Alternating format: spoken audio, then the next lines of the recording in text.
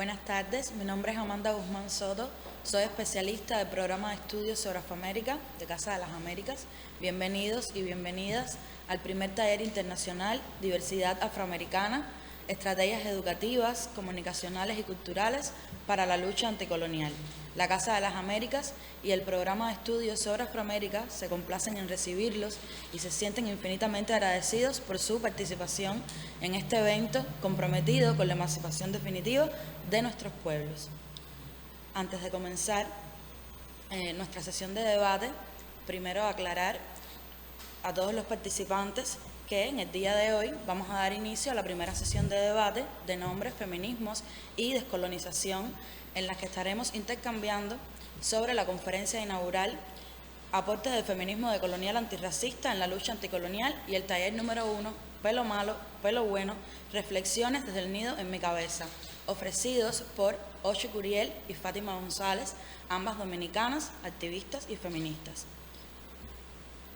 Recordamos que antes de iniciar nuestra sesión de debates, las facilitadoras tendrán 5 minutos para hacer un resumen sobre su taller y sobre su conferencia. Adelante.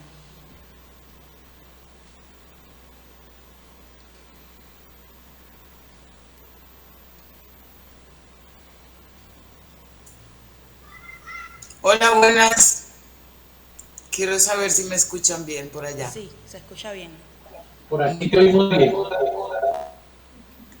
Bueno, primero quiero saludar a todas las personas que están allá en Cuba. Lamentablemente esta pandemia no nos permite ir hasta allá. Un pueblo que amamos, que admiramos profundamente. Y bueno, y a las personas que están aquí conectadas también, es un gran placer estar participando en este taller. Bueno, como ustedes vieron, quienes vieron el video que yo envié, lo que yo traté de hacer es explicar un poco la propuesta del feminismo decolonial que hemos ido construyendo aquí en esta Via Yala, ¿no? Recuerden que decimos a Via Yala a propósito para recuperar ese nombre que dieron los indígenas cuna a este continente antes de los colonizadores.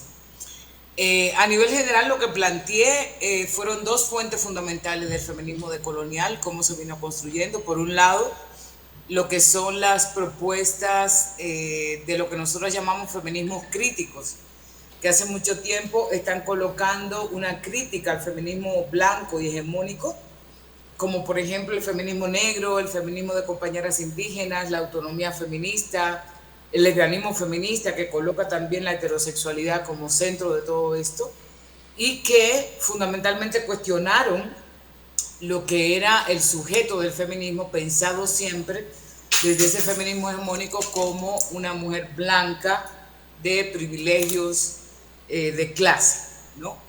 El feminismo negro lo que viene a colocar es primero que no todas las experiencias de las mujeres son iguales, que la racialización, la clase, la posición geopolítica que se tiene también tienen incidencia en el pensamiento y las acciones de las feministas y sobre todo de las experiencias, ¿no?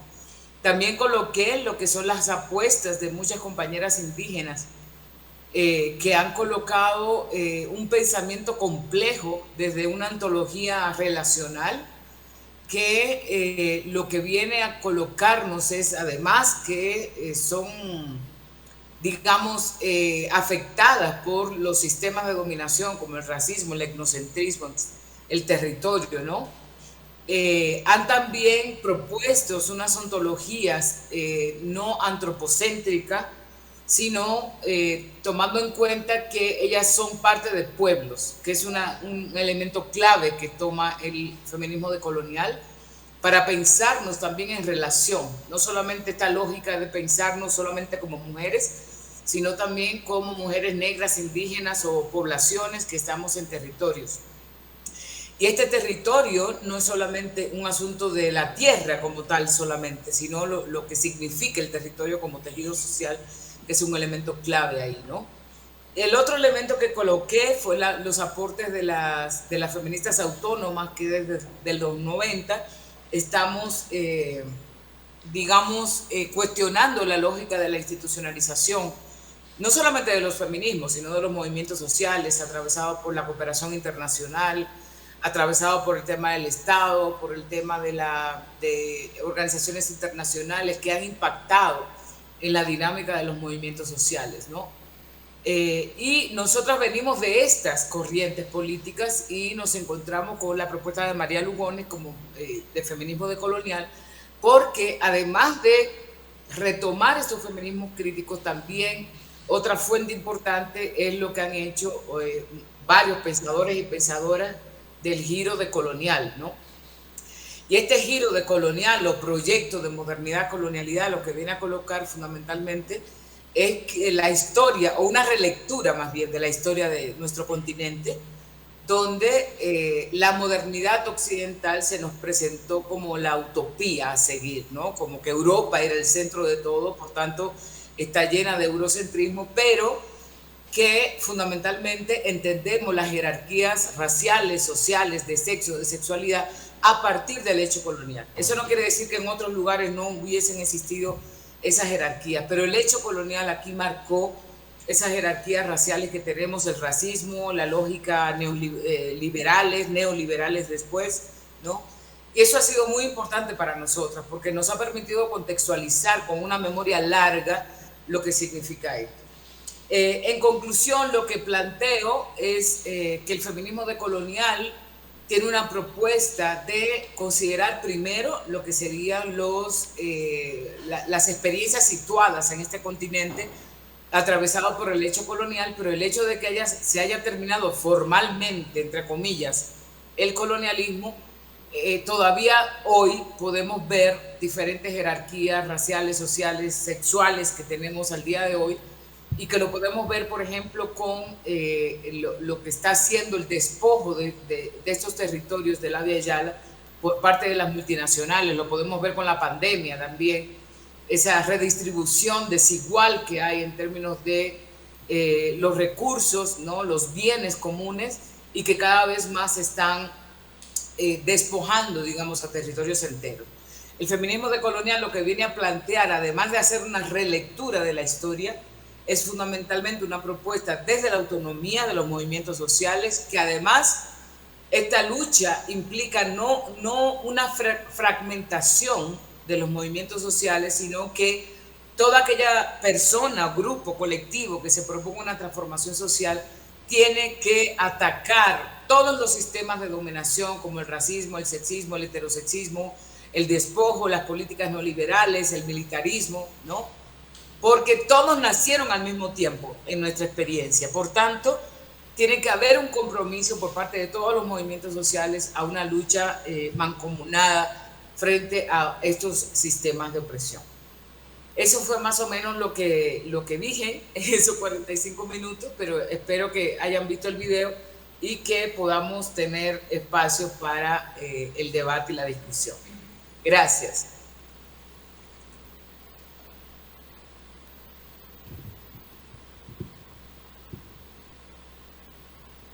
Ahora estaremos dando paso a Fátima González para que nos comente acerca de su taller.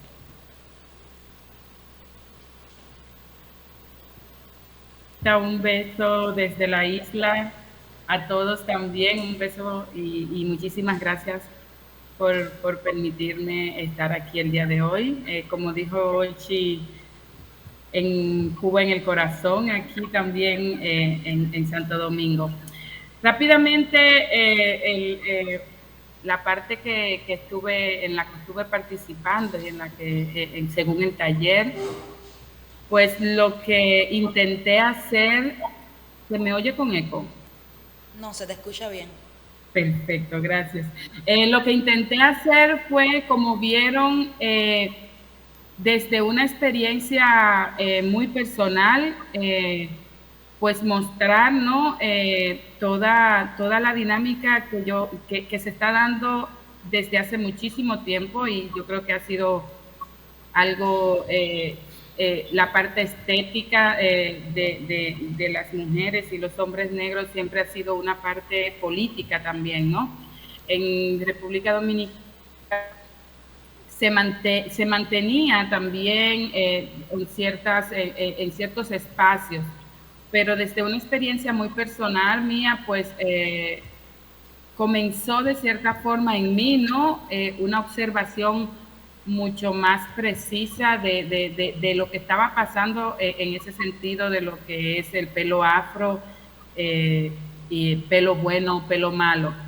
Y yo pretendo un poco con este taller y la participación en el mismo, y al momento de la convocatoria también lo manifesté, era un poco dejar entrever todo lo que implica, todos los puntos que hay en los discursos que se generan en base al pelo afro. Como ven, el nido en mi cabeza comienza desde esa reflexión, ¿no? Que es muy gráfica, de cuando se está saliendo, de cuando se está haciendo esa transición del pelo procesado, del pelo alisado, como llamamos aquí, al pelo afro. Y las implicaciones también sociales que tiene eso y cómo hace referencia a la identidad, ¿no? Y aquí en Dominicana, a la negación de ese ser negro que generalmente siempre se relaciona con Haití, ¿no? No somos negros, no somos Haití, y cómo la identidad también, la identidad de dominicana todavía está como en esa búsqueda, ¿no? En esa búsqueda de qué ser, pero siempre relacionado a la negación. Yo no es algo, como decía en la exposición, no es algo nuevo. Yo creo que todos los países de Abya tenemos nuestros se manifiestan nuestras propias frases haciendo referencia a lo que es el pelo afro, desde moño de brillo a moño de suape, ¿no? Y todo lo demás. Entonces, hacía un llamado a que veamos esas expresiones en cada uno de nuestros países. Yo, en última instancia, también quería manifiesto un poco cómo la dinámica de los salones de belleza, que en Santo Domingo son un gran negocio, ha ido también pasando de lo que es el pelo lacio, el procesamiento del pelo lacio, a también ponerse en el espectro y en el mapa de los salones de belleza, también lo que son los salones de pelo afro. Mi llamado principal era en este sentido de cómo estas prácticas, ¿no?, que utilizan el discurso de la identidad y del apropiarse de eso que somos como mujeres y hombres afrodescendientes, también se comercializa, y en esa comercialización puede caer también en lo que criticamos de la clasificación, ¿no? Entonces, hacía un llamado ahí, y ahora no sé si allá en Cuba lo manejan, pero sería interesante que tal vez en el conversatorio que vamos a tener más adelante podamos ver si se dan allá también este tipo de clasificaciones, ¿no? Donde va desde un AC, un A1, un AB y toda esa serie de clasificaciones de 3D, 4A, 4C, refiriéndose al pelo afro, y cómo también estas clasificaciones pues denotan también un pelo mejor que otro, o un pelo más profesional que otro dentro, ahora sí, ya saliendo del pelo lacio, liso, y cayendo ya solo al pelo afro. Y estas clasificaciones, pues, con fin también de comercializar, pues van haciendo también mella en las personas, y van permitiendo que se vayan tomando, por ejemplo, que, ok, tú tienes el pelo rizo, pero si vas a un ministerio o algo, pues ese pelo es mucho más aceptado que el otro pelo, según esa clasificación. O como también se comienza a ver que para tú poder estar en espacios y demás, pues tengas que ir con tu pelo más definido y no pueda ir con tu pelo así súper bajón. Entonces, mi idea así rápidamente en este espacio era eso, era denotar cómo esas prácticas aquí en Santo Domingo, ¿no? Pueden volver a hacernos, nos pueden hacer caer en esto mismo, en la clasificación que siempre es mala y siempre hace como una cuestión vertical donde hay unos, en este caso, un pelo afro mejor que otro. Y nada, también hace un llamado final a no caer en esta onda de cuidado con eso de que lo afro está de moda, porque también se presta a que utilicen nuestros discursos y nuestras luchas para comercializar y vender y caer en esta onda del capitalismo per se, pero en este caso desde nuestros discursos. Nada, eso por el momento, ya vemos cómo vamos compartiendo ideas aquí en el debate que podamos tener. Muchísimas gracias por la oportunidad. Un abrazo.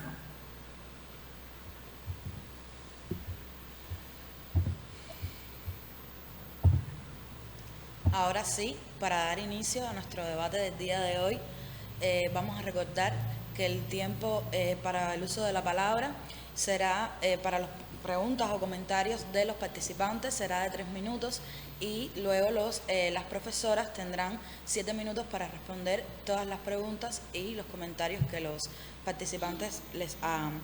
Para un mejor aprovechamiento del tiempo, en aras de gestionar el tiempo mucho mejor, yo les he traído unas señales de tránsito con las cuales estaremos indicando el tiempo de finalizar cada intervención. La primera señal es la señal de ceder paso. Cuando queden 30 segundos de los 3 minutos para culminar, yo les voy a mostrar esta señal y cuando haya consumido, agotado su tiempo de intervención, les voy a mostrar esta señal de pare. Se empleará para los participantes presentes en la sala. Por favor, recuerden que deben mantener sus dispositivos móviles en silencio. Una vez finalizada la intervención, recuerden que para los participantes presentes en la sala, para intervenir pueden sentarse en la silla que se mantiene desocupada a mi lado. Una vez finalizada la intervención, puede desocupar el asiento para dar paso a otro participante. Si no están interviniendo, por favor, mantengan su micrófono y cámara desactivados, así aumenta la calidad general de la llamada. Y bueno, así comenzamos ya nuestra sesión de preguntas y de comentarios.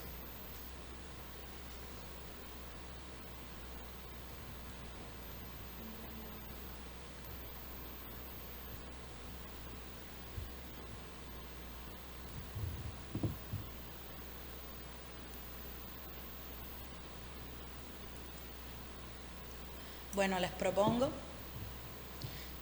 mientras nos siguen llegando participantes o se deciden a participar, les propongo que comencemos nuestro debate reflexionando acerca de algo que nos explicaba la profesora Ochi en su conferencia, donde ella nos explicaba las críticas que hace el feminismo decolonial hacia el feminismo hegemónico, que planteaba ese patriarcado universal que no contextualiza y no advierte las diferentes realidades históricas y las diferentes relaciones sociales que se dan en cada contexto temporal.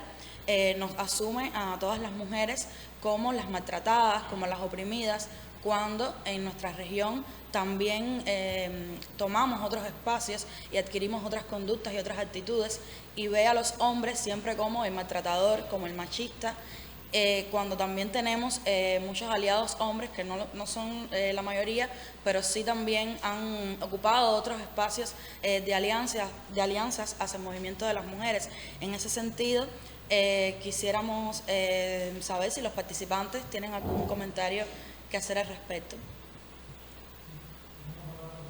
Sí, por favor.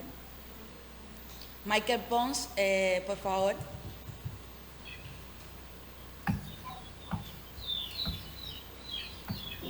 Hola Amanda, Hola. ¿qué tal? Se escucha bien ahí? Se escucha y ahora se te ve. Perfecto. Ah, perfecto. Un abrazo ahí especialmente para ti, para Zuleika. No sé quién estará ahí en la sala presencial, pero si estuviera Tomasito por ahí, Fernández Robaina, para todos mis colegas y mis compañeros, mis compatriotas cubanos. Estoy hablando desde Brasil.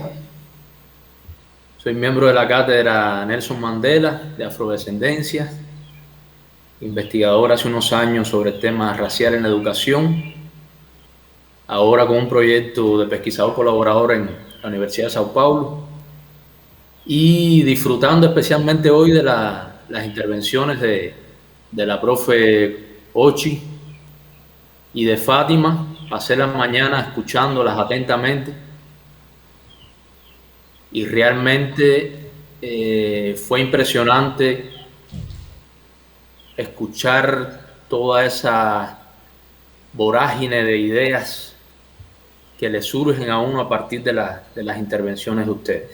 Yo especialmente compartí aquí a todos los grupos posibles en Brasil, a otros grupos que nosotros pertenecemos en Cuba, y realmente estoy muy animado con que muchas personas puedan escuchar a ustedes.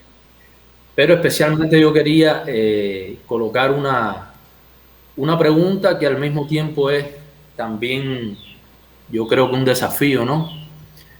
Para la profe Ochi, para Fátima tendría también, pero bueno, para ser óptimo con el tiempo, y no robarme el tiempo de las demás personas también. Entonces, profe Ochi, yo veo muchos problemas, es algo que también en los últimos tiempos hemos estado preocupados, desde el punto de vista político, desde el punto de vista del activismo, y es sobre lo que usted colocaba con respecto a las luchas identitarias, los activismos identitarios, pero más allá de los activismos identitarios, que es una cuestión que también aquí discutimos en Brasil, cómo también esas identidades, esas luchas identitarias se colocan en función de un proyecto político y cómo se articula un proyecto político de transformaciones sociales contrahegemónicos a partir de la articulación de diversos intereses que tienen que ver con las luchas identitarias.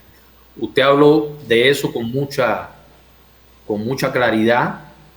Me parece que el feminismo decolonial está colocando una pauta muy interesante, muy precisa con respecto a eso, pero yo quisiera escuchar de su criterio cómo hacer eso, porque usted nos está dando el qué, desde el punto de vista epistemológico, cómo podemos hacer esa construcción teórica. Sin embargo, me queda un poco no de duda, me queda un poco de quererla escuchar con respecto a en las prácticas políticas, pedagógicas, desde el punto de vista de las prácticas políticas, cómo podemos buscar más esos sentidos de unidad dentro de la diversidad, unidad por un proyecto transformador anticapitalista, antihegemónico, sin perder las luchas identitarias, que es un tema también que en Cuba nosotros discutimos bastante y que está muy a tono en estos momentos precisamente.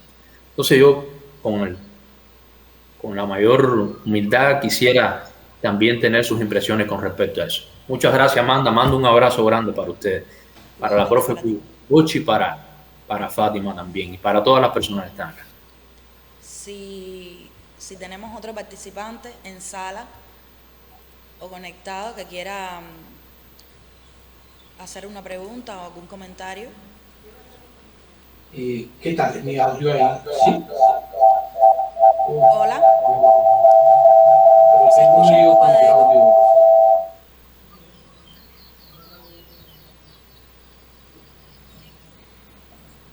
¿Qué tal ahí? ¿Lo escuchamos bien? que acomodo aquí lo técnico. Sí, ¿qué le digo? Que le... Vamos a dar paso a un participante en sala que quiere hacer un comentario. Sí.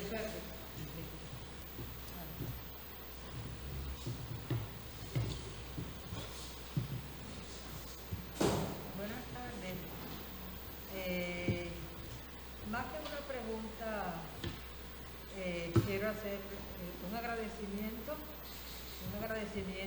desde este punto de vista histórico, porque Ochi Curiel, la siento mi profe, fue mi profe desde el momento que conocí Santo Domingo. Fueron los abrazos que recibí desde ese centro que ella tenía de la Casa de Identidad, y abrió este espectro que he seguido con su enfoque desde su parte inicial, en que el feminismo hacía ese aporte que realmente nos ayudó, pero que un poco las feministas afro nos quedábamos fuera. Ella ha tenido realmente esa bandera mostrándonos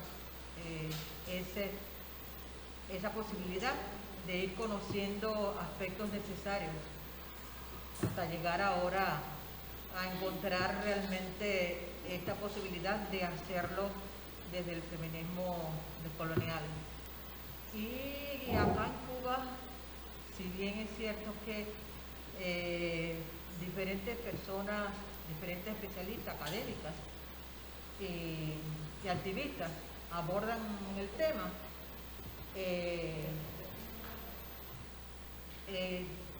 igual que abordamos el tema, también encontramos que es de esa experiencia de ella que nos hemos nutrido, y quiero hacer énfasis sobre todo en esta parte de su conferencia, que hacía reconocer que todos los saberes son necesarios, de esa necesidad, de ese vínculo de la academia con el activista, con las activistas, de esta necesidad de poner esa teoría junto con la práctica y de reconocer de forma especial que cada conocimiento aporta, y que si no trabajamos de conjunto no vamos a poder lograr lo que nosotros deseamos. Y realmente en ese tipo de práctica, con esa experiencia, es con la que un poco he tenido la experiencia de acercarme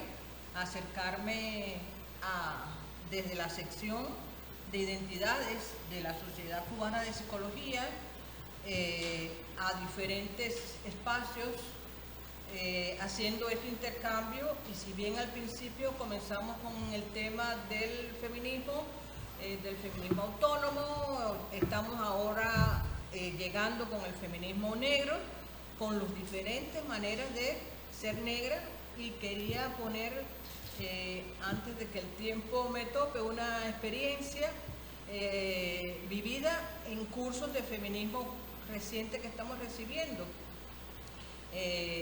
a través de otros espacios, y veíamos cómo se evaluaba y cómo se cuestionaba un poco el pensar cuando nosotras, mujeres negras afrodescendientes de países que han sido esclavizados, cuando hablamos de feminismo negro, no es la misma vivencia que lo habla una feminista negra que haya nacido en África. Entonces son de esos contenidos que cada día tenemos que nutrirnos, conocer, intercambiar, mostrando una vez más que no, aunque somos mujeres negras con objetivos de interés iguales, no somos todas iguales, y para proyectarnos ese aspecto es importante tenerlo en cuenta. Muchas gracias. Gracias a usted, no. Bueno, seguimos recibiendo las preguntas y los comentarios de ustedes Bueno, ¿ahí qué tal? ¿Qué tal? ¿Está Ahora sí mejor te el audio? escuchamos bien. Sí, ahora sí. Perfecto, muy bien.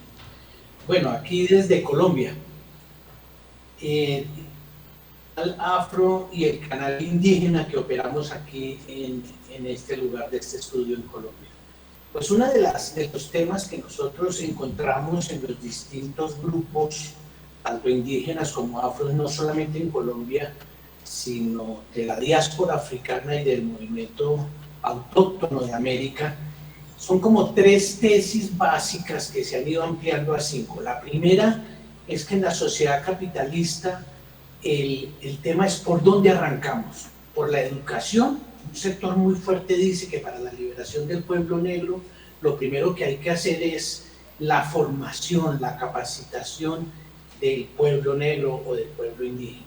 Pero hay otra tesis que dice que no, que lo que hay que hacer primero es el empoderamiento político, que sin empoderamiento político esas cátedras o esas políticas públicas de nuestros países de educación no van a llegar. Pero hay otra tercera tesis que dice que debe haber el empoderamiento económico. En el marco del capitalismo, finalmente el poder político primero está condicionado por el poder económico. Y en el torno a estas 3 tesis se suma una cuarta que habla de la descolonización religiosa, del pensamiento religioso que ha calado fuerte y profundamente en los pueblos indígenas y en el pueblo afrodescendiente. Así de que la pregunta es ¿por dónde arrancar? ¿Por dónde le rompemos esa diatriba de si el huevo o la gallina? Muy interesante su pregunta. Continuamos recibiendo comentarios de los participantes. Si hay alguien más en sala que quiera hacer algún comentario.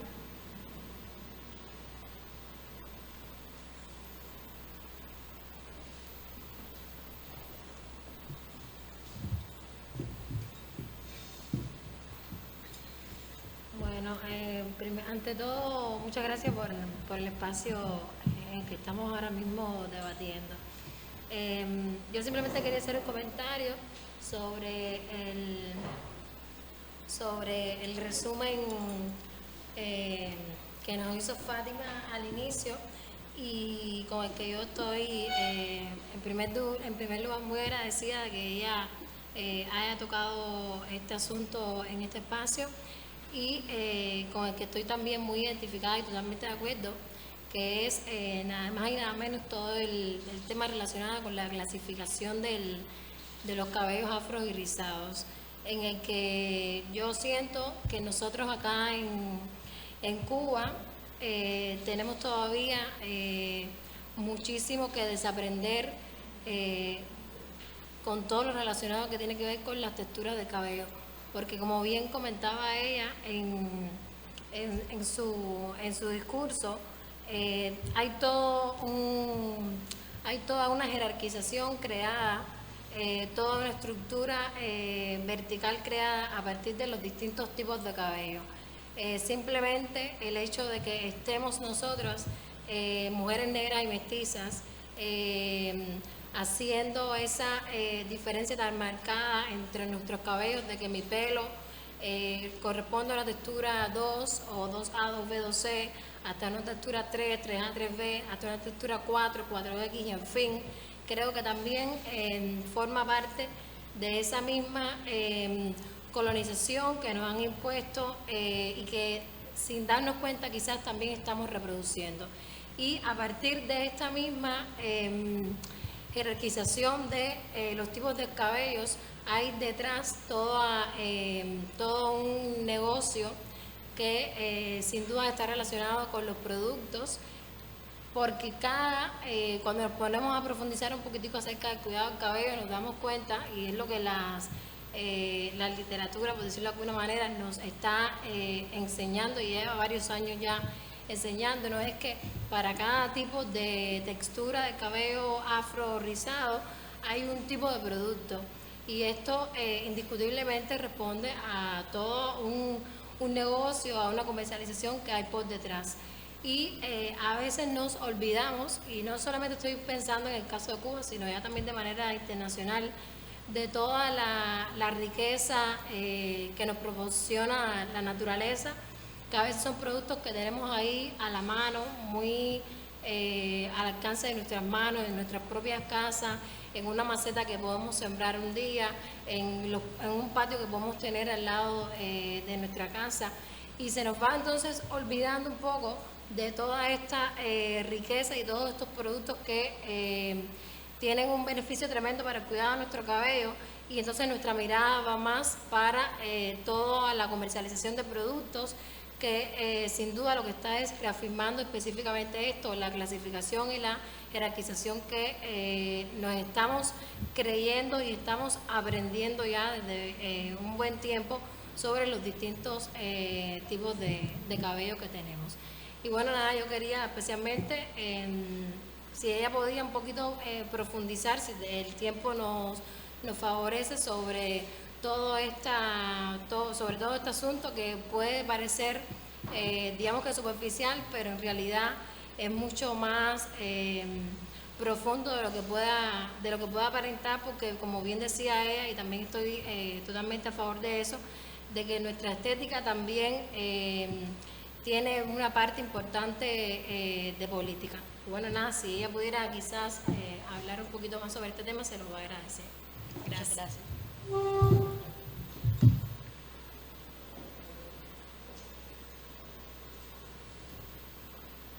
¿Alguien más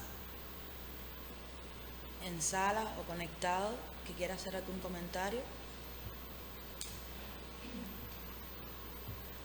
Bueno, creo que por el momento podemos dar paso a las profesoras y luego si alguien más quiere hacer un comentario o alguna pregunta, le damos la palabra. Adelante. Bueno, muchas gracias por la pregunta. Quiero aprovechar para mandarle un abrazo a Norma, una amiga, compañera de hace muchos años, a Zuleika también, que creo que anda por ahí, que hemos estado construyendo desde Caribe transnacional todos estos pensamientos que son claves. Bueno, voy a referirme a la pregunta de Michael. Muchas gracias por esto, porque es un tema bastante debatido, digamos.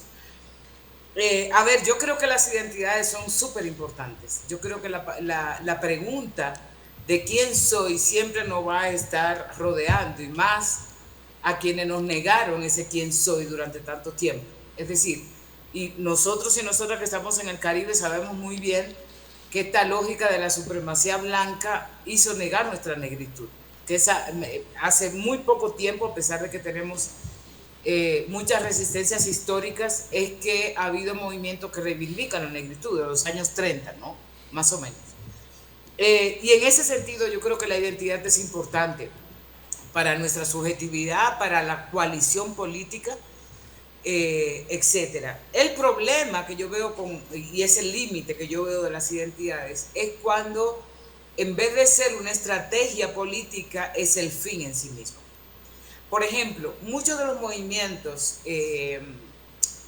digamos, afrodescendientes, se quedan en el tema de la identidad.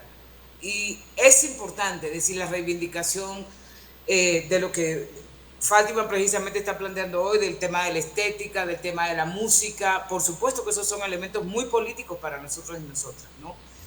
Pero si eso no lo articulamos a una propuesta de proyecto político que sea no solamente en términos subjetivos o locales, sino a un sistema estructural como es el tema del racismo, articulado al capitalismo, articulado al heterosexismo, pues estamos otra vez, digamos, repitiendo lo que más o menos el sistema moderno colonial nos ha colocado, que es fragmentar nuestras luchas, ¿no?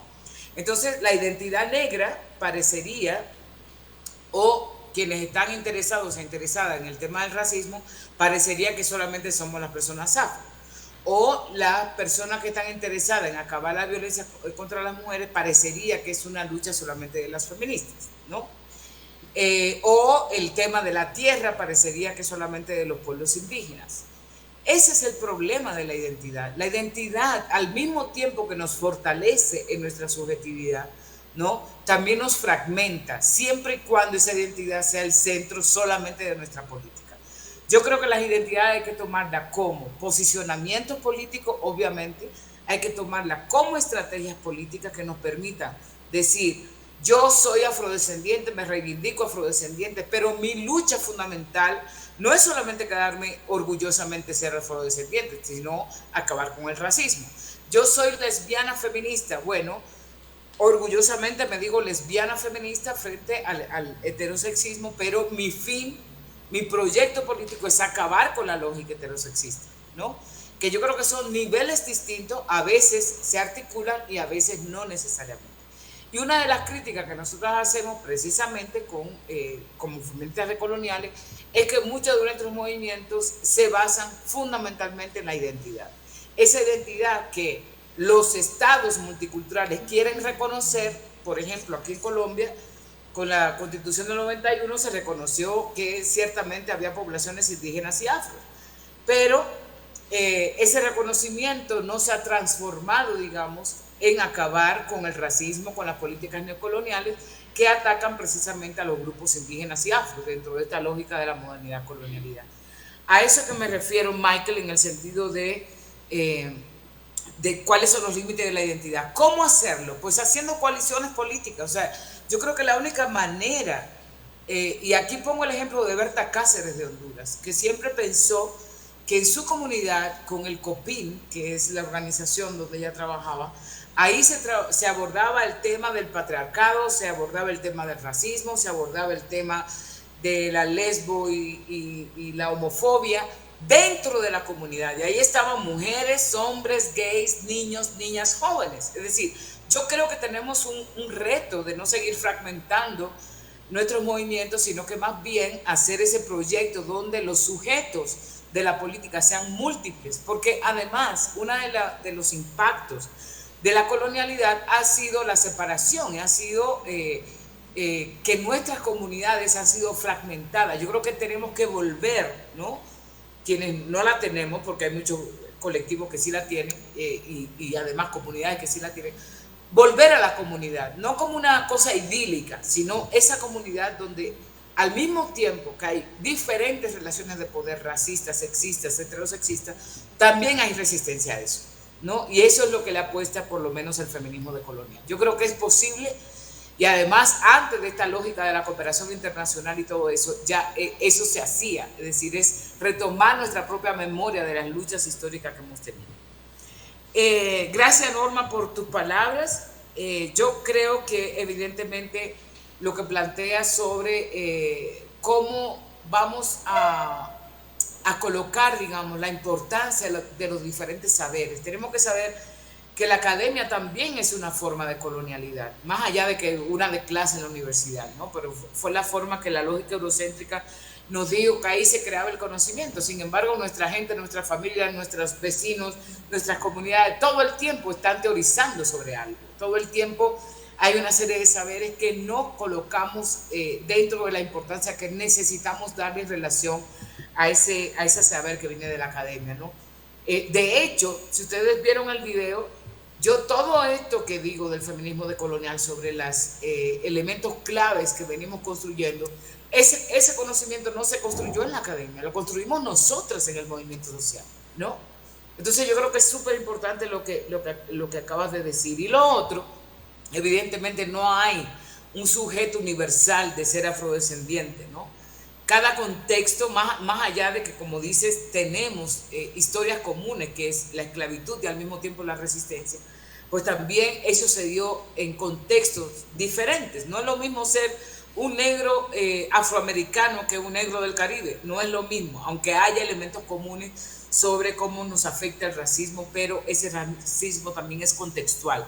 Entonces yo sí creo que es importante para no homogenizar ningún sujeto de la lucha política, ¿no? Ni las mujeres, ni los negros, ni las lesbianas, ni los gays son iguales. Todo depende del contexto y sobre todo también depende de las luchas políticas que nos estemos proponiendo.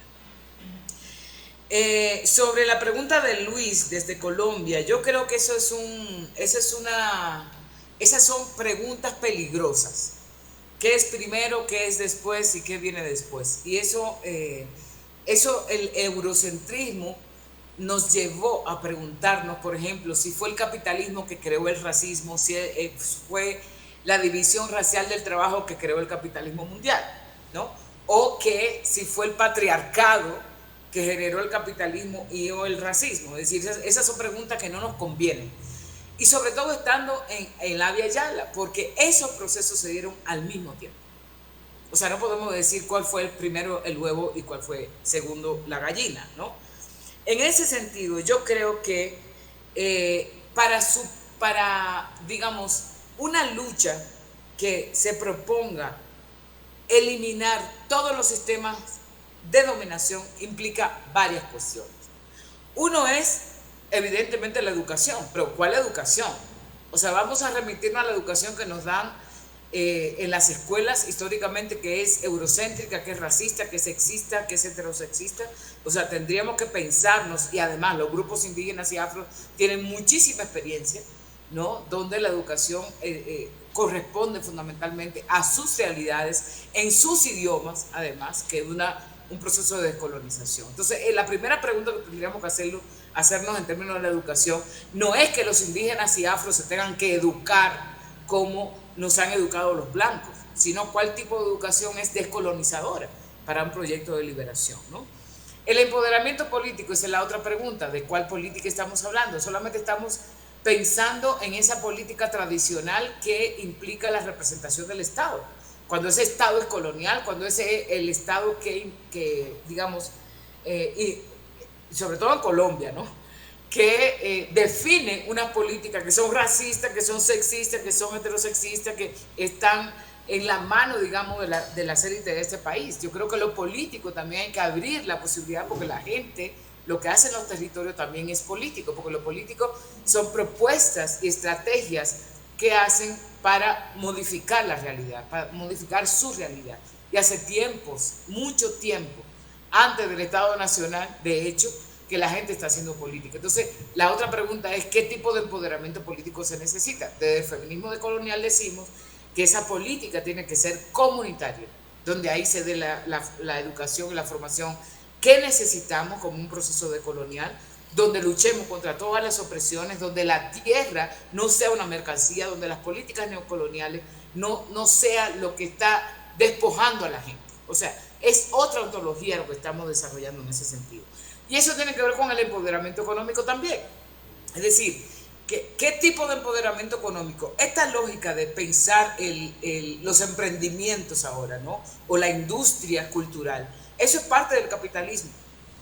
Hace tiempo que nuestros pueblos tienen economías particulares de sobrevivencia, donde esos bienes comunes son colectivos, no en la lógica individualista, y eso es lo que tenemos que pensar. O sea, ese empoderamiento económico no lo podemos definir así por así como hace la lógica capitalista. Y la descolonización religiosa, por supuesto, porque acordémonos con esta historia de Abya Yala, un elemento central fue el judeocristianismo. O sea, fueron ellos que empezaron la colonización conjuntamente con los otros colonizadores. Fue la Iglesia Católica, ¿no? que ha tenido un impacto en nuestros pueblos sobre la espiritualidad. No solamente la espiritualidad, es una articulación entre lo político y lo económico y todo eso, pero particularmente la espiritualidad en el sentido de que se negó la espiritualidad de nuestros primeros pobladores y se negó la espiritualidad de la gente afro.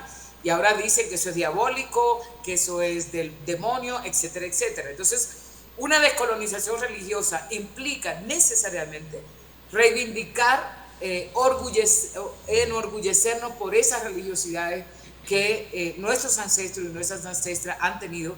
Cuba es un ejemplo de eso, como la religión yoruba es fundamental en la subjetividad de los pueblos, ¿no?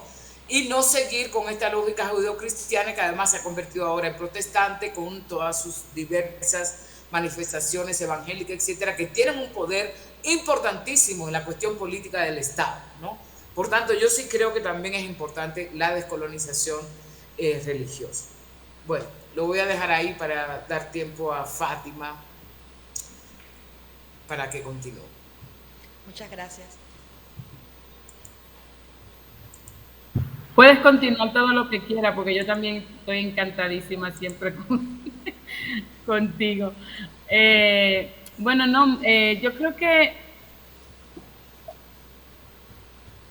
Aquí en Santo Domingo, en República Dominicana, la situación esta de lo que es el pelo es una locura, o sea, tiene muchísima fuerza y como acaba de decir Ochi un poco, también se entremezcla mucho con hacer política desde los grupos sociales y desde las comunidades, al hecho de, por ejemplo, algo que yo ponía de manifiesto, perdón, en la presentación, así rápidamente, es el hecho de que el inicio del año escolar siempre aquí es un caos, por todos los aspectos del inicio del año escolar, pero también es un tema para las niñas que tienen su pelo afro y los niños, ya que tienen totalmente prohibido el ir con su pelo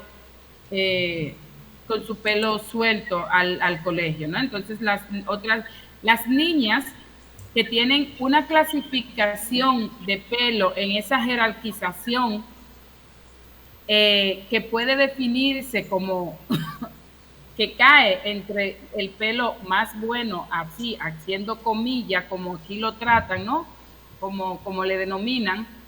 Al final esas niñas sí pueden ir con el pelo suelto al colegio y según esa clasificación, pues ya no se va permitiendo, al punto de mandar a llamar a los padres para que se acerque a la dirección del colegio para hacer un llamado de advertencia, como si de un acto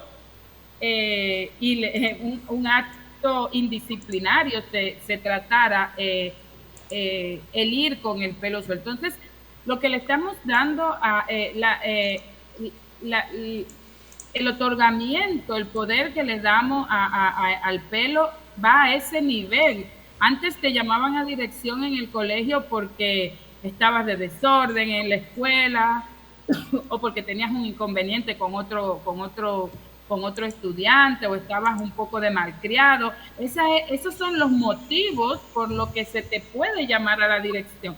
Cuando a una niña le dicen, necesito que tu padre venga mañana al colegio para que hablemos, y el tema es el hecho de llevar el pelo, estamos inculcando ahí un tema en esos niños que va a tener consecuencias después. Entonces, eso entonces ahí la activación de todo, la activación por redes y el llamado con el eslogan "a la escuela voy como soy", como parte de esa reivindicación de lo que somos. Entonces, como decía Ochi, la búsqueda de esa identidad está siendo constantemente para nosotros puesta en entredicho, ¿no? Estamos en una constante lucha para no solamente para aceptarnos nosotros, sino para que haya como una aceptación, ¿no?, de esos que somos. Entonces, la comercialización del pelo, de los productos del pelo afro, es que cuando hablo es que hablar de eso puede sonar tan banal, o sea, a mí siempre me causa mucha impresión, es que se oye muy banal el hablar de las cuestiones del pelo, pero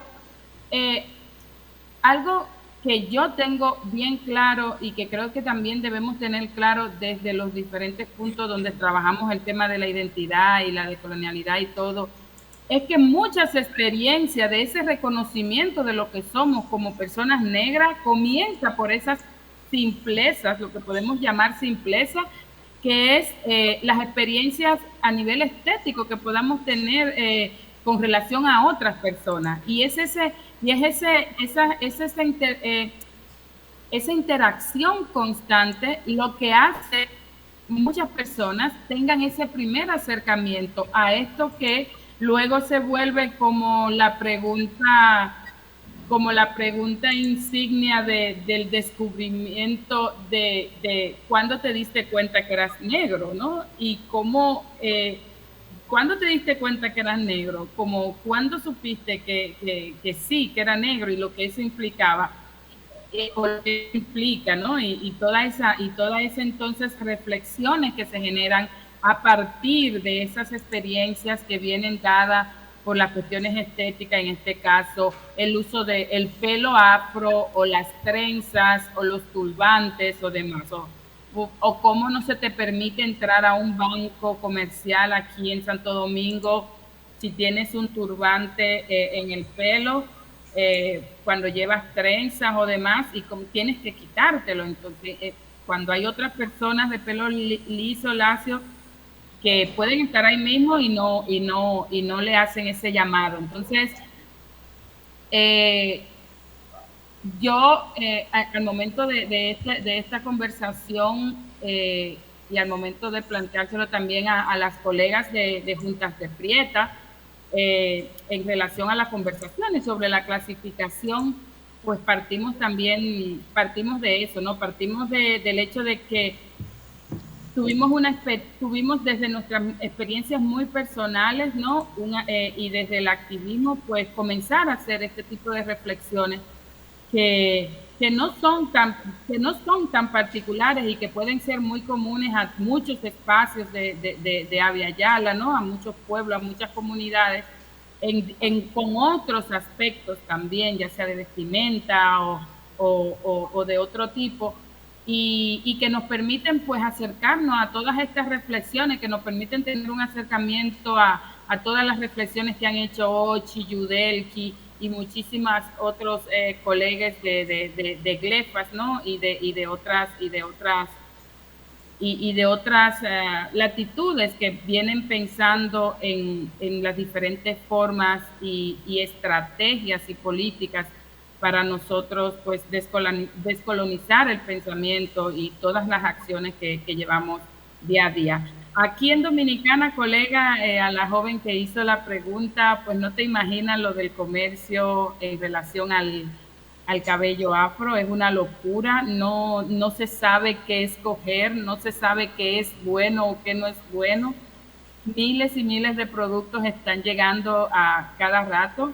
Es verdad que pasó de no haber nada, es decir, de productos, que no había ningún tipo de productos específicos para el cabello afro, a ahora ser pues todos los súper una bomba, ¿no? Con toda la cantidad de productos. Entonces, obviamente el discurso, como saben, es el que le comenté, el discurso de identidad, de aceptación, y eso muchos de los salones, algunos de los salones llevan también con ello, están implementando acciones de trabajos con las comunidades,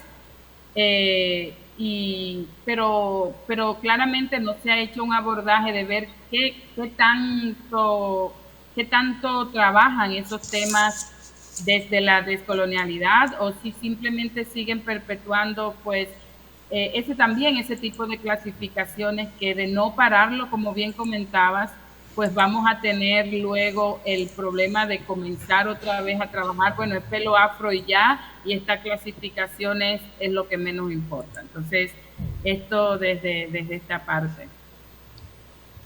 Muchas gracias, Fátima. ¿Tenemos algún participante en sala o que esté conectado que desee realizar alguna pregunta o comentario?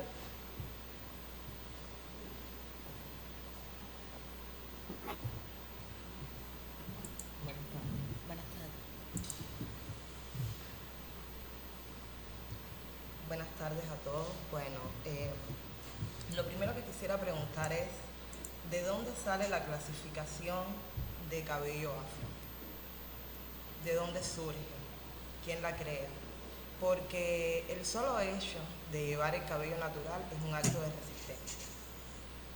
En diferentes culturas el cabello se utiliza de diferentes maneras para dar un mensaje específico. Pero cuando estamos hablando de negritud, el hecho de llevar nuestro cabello natural es otra cosa diferente. Si estamos hablando de interseccionalidad y con respecto a lo que se hace en la industria del cabello con nuestros cabellos, El hecho de clasificarlo es como también clasificar a la mujer negra o al hombre negro según el colorismo. Yo creo que no hay personas mestizas, jabadas ni negros, todas somos personas negras. Entonces, si vamos a clasificar nuestro cabello, como clasificamos en el colorismo nuestro color de piel, entonces, ¿qué estamos haciendo con la lucha interracial? ¿Qué estamos haciendo con la lucha contra el racismo? Porque el hecho de clasificarnos ya el cabello es decirle a una mujer negra que su rizo no es definido, es que tu cabello de mujer negra, como esa mujer negra, no es un buen cabello. ¿Qué le decimos a la niña que no tiene el cabello ondulado? ¿Que tu cabello es feo? No. Yo pienso que eso es algo que se tiene que tomar en cuenta en la descolonización del cabello, porque nos están separando entonces a las personas negras como las razas, en blanco, chino o amarillo, en negro. No hay necesidad, todo es cabello afro y como tal hay que tratarlo. Generalmente cuando vamos a la tienda a buscar productos, ¿qué es lo que dicen los champús y los acondicionadores? Son productos para definir el rizo, y si la persona no quiere definir su rizo, es que no hay necesidad de definir rizo, porque al final lo que tú quieres es un pelo o un cabello natural y bello, como vino con nosotros en la naturaleza, ¿sabes? Entonces es algo de lo que quisiera hablar, o de lo que estoy hablando, de que esta clasificación solamente vino para separarnos más. Gracias. Sí, es una cuestión o sea, es una cuestión eso, de jerarquizar. Y aquí la implicación del pelo, y yo también lo abordé en lo que estaba comentando en mi disertación, en el video, es una cuestión que el pelo va a una situación de que se te niegan derechos por el pelo. Y es como, bueno, obviamente lo que a mí me pasó en el momento y del cual yo, desde el momento en que hablo en este recinto, es cómo directamente una ministra de Educación Superior me dice a mí directamente, no le doy beca a personas que tengan el pelo como tú, cuando viene en ese mismo momento de darle varias explicaciones a varias personas que como yo estaban ahí haciendo las mismas gestiones, y se le dice, bueno, no tenemos acuerdo con Cuba para esa carrera, o ya se agotaron las becas que teníamos para estar Instituto de Economía en España o lo que sea, y cuando se presenta a mi lado me dice exactamente eso 2 veces.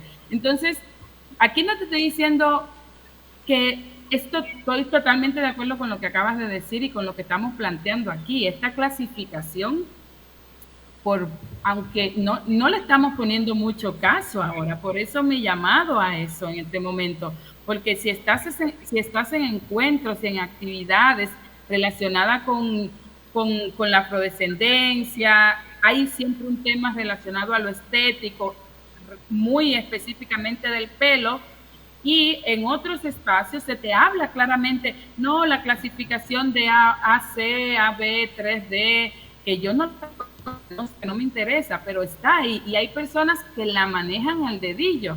Entonces, bajo esa clasificación también es que se permite y se te da acceso a que en un banco se te pueda contratar, porque sí, tú tienes el pelo rizo, afro, pero no lo tienes de tal tipo, no lo tienes así.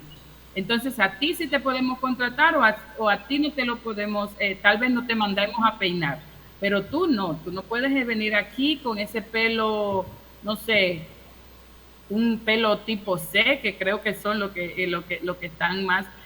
Tú no puedes venir con un pelo tipo C a buscar trabajo en un banco o en una institución X, porque tienes entonces ahí que domarlo, que poner ese pelo más domadito. Entonces, a eso me estoy refiriendo. Esa clasificación también es portadora y negadora de derechos, según las personas que tengan como esa potestad para hacerlo. Entonces, debemos comenzar a hacer la reflexión desde ahora porque es lo que se está manejando y no se está poniendo asunto a esa clasificación.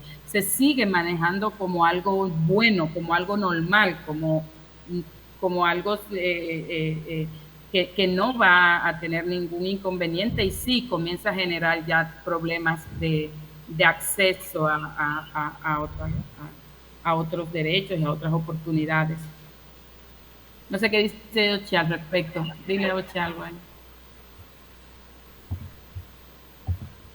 Yo estoy totalmente de acuerdo. Además, hay muchas compañeras indígenas y afro que dicen que el cuerpo es el primer territorio tanto de opresión como de resistencia, ¿no?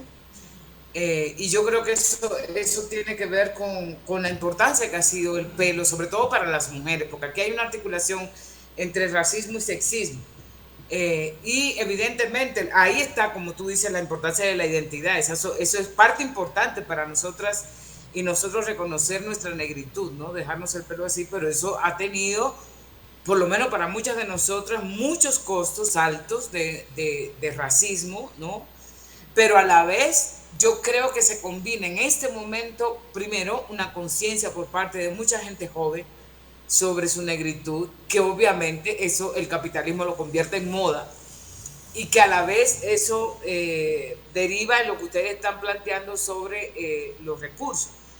Y los recursos que implica, digamos, ir a comprar, o sea, el capitalismo siempre, como diría Bell Hooks, devora el otro, ¿no?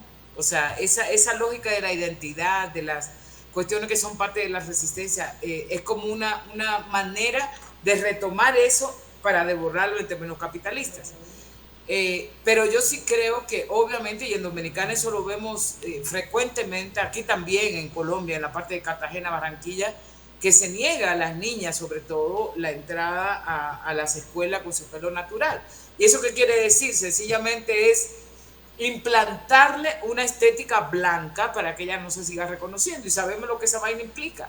Es decir, implica la negación de ti misma, ¿no? y de ti mismo en muchos casos. Entonces yo sí creo que el tema del pelo, y agradezco mucho que hayas traído ese tema a este taller, porque yo creo que es importantísimo, no es nada menor realmente.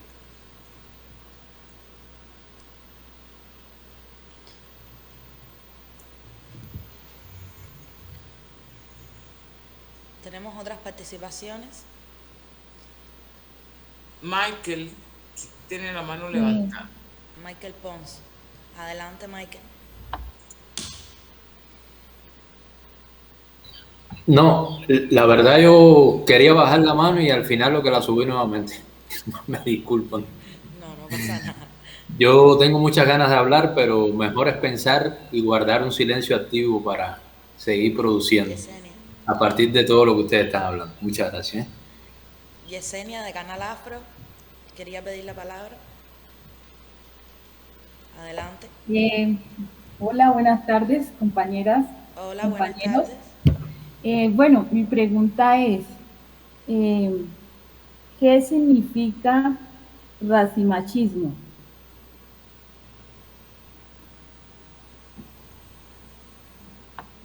¿Puedes repetir la pregunta, por favor? ¿Qué significa racimachismo?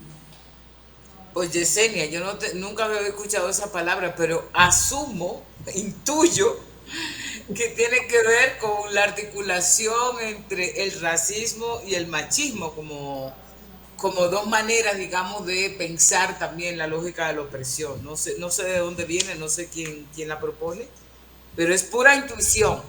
Y si eso es así, si yo interpreté bien, yo creo que es importante porque, a ver, yo creo dos cosas aquí para aclarar. En primer lugar, yo creo que hay que hacer una diferencia entre racismo y discriminación. El racismo para nosotras, por lo menos feministas decoloniales, es un sistema, una episteme que fue fundamental para la jerarquización que se hizo en nuestras tierras en términos raciales, ¿no? Donde se ponía el salvaje de un lado y la civilización por otra, que eran los europeos, donde a la gente negra se le consideró animal y la gente blanca se le consideró que tenía razón, ¿no? Y eso ha implicado, digamos, una serie de expresiones del racismo, una de ellas la discriminación, ¿no? La discriminación como lo que estábamos hablando ahora con el tema del pelo, que una persona va a un banco y no le dan el trabajo sencillamente por su pelo. Eso es discriminación, ¿no? Pero hay, digamos, una explicación mucho mayor en términos de la inferiorización que se hace de esas jerarquías que han sido históricas, ¿no? El machismo es, digamos, en paralelo con la discriminación. El machismo es la expresión de un sistema patriarcal, ¿no? Que coloca a la mayoría de los hombres, no todos, en un lugar de poder.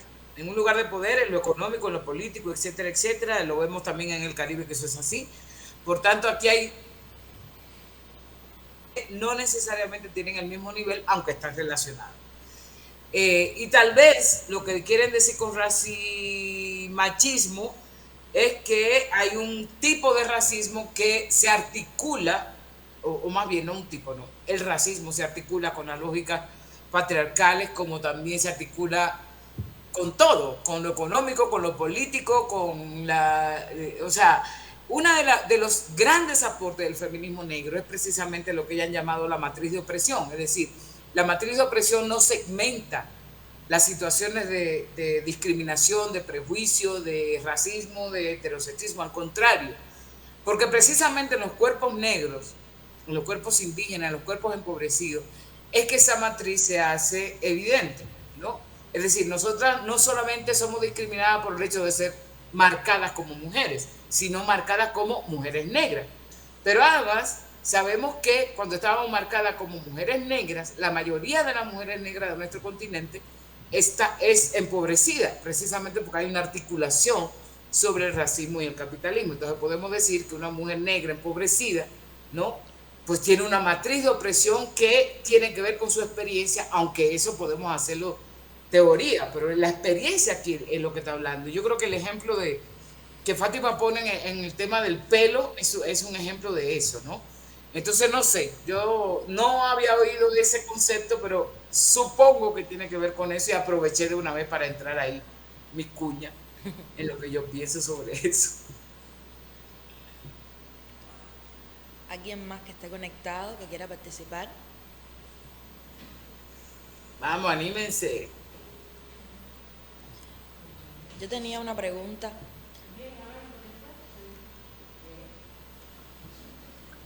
Lo dejamos para otro momento. Sí, Amanda, pero no te quedes con la pregunta. Sí.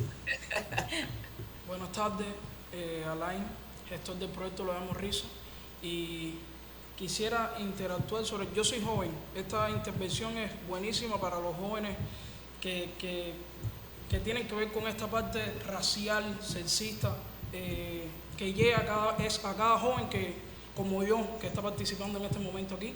Y mi pregunta es, ¿cómo se puede trabajar con los niños o con las personas ya que vienen desde la cuna, desde la familia, que es la primera parte donde aprende el niño, a engrandecerse de esa parte pobre, de esa persona que, ¿cómo decir?, donde hay ese clasismo entre los niños y no tienen cómo crecerse como una persona blanca normal, que se siente normal, se siente superior a ese niño que es negro o que usa su cabello diferente o tiene una tradición sexual diferente. ¿Cómo se puede trabajar con esa juventud que creo que desde ahí es donde viene hacia la educación, hacia la parte de cuando llega a la escuela se sienta arropado? ¿Cómo se puede trabajar con esas personas? Gracias.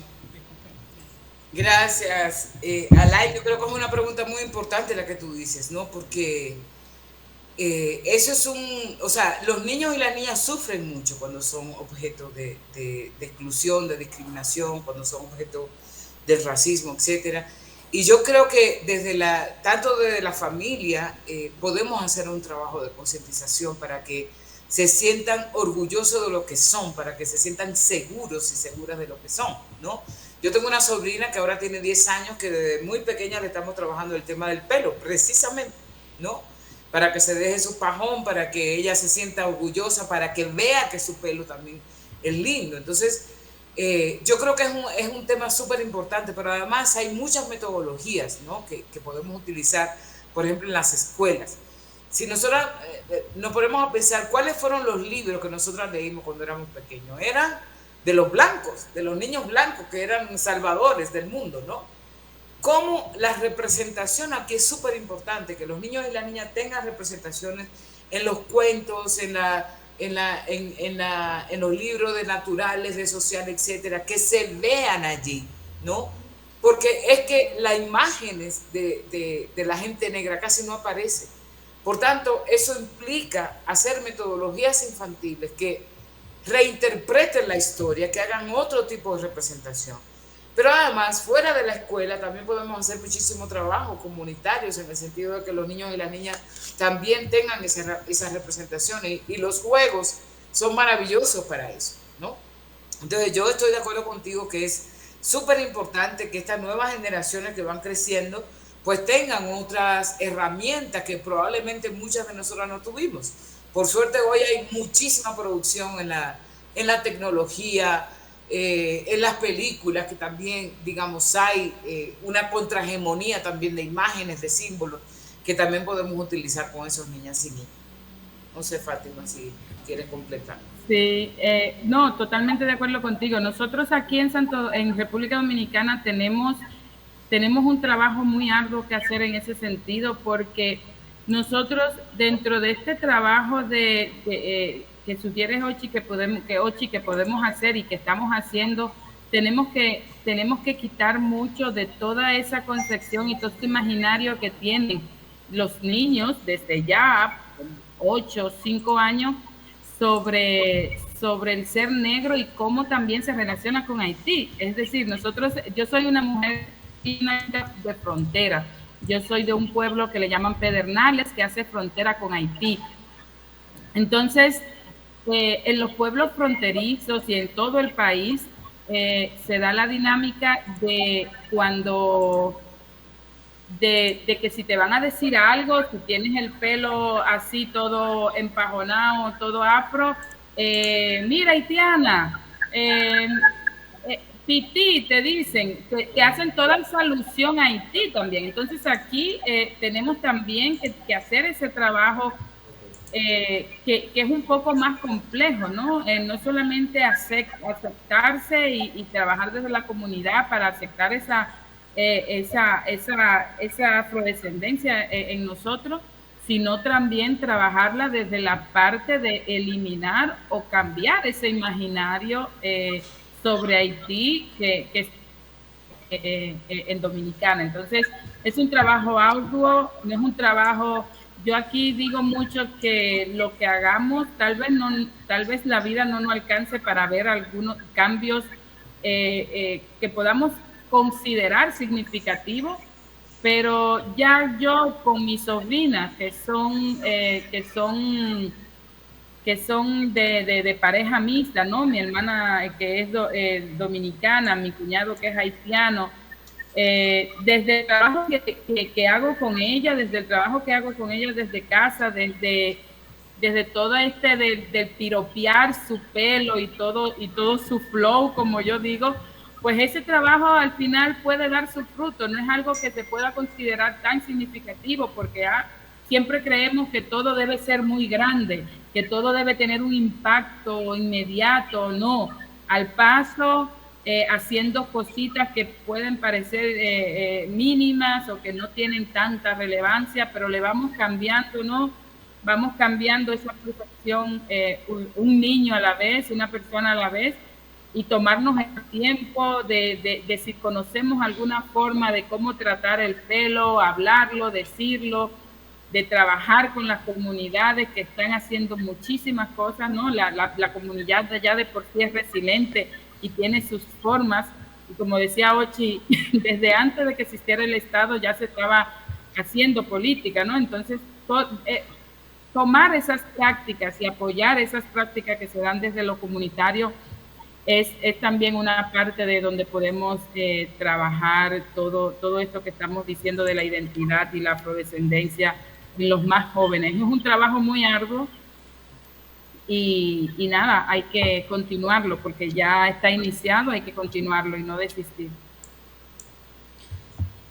Tenemos en sala a Deini Terry, que quiere hacer una intervención.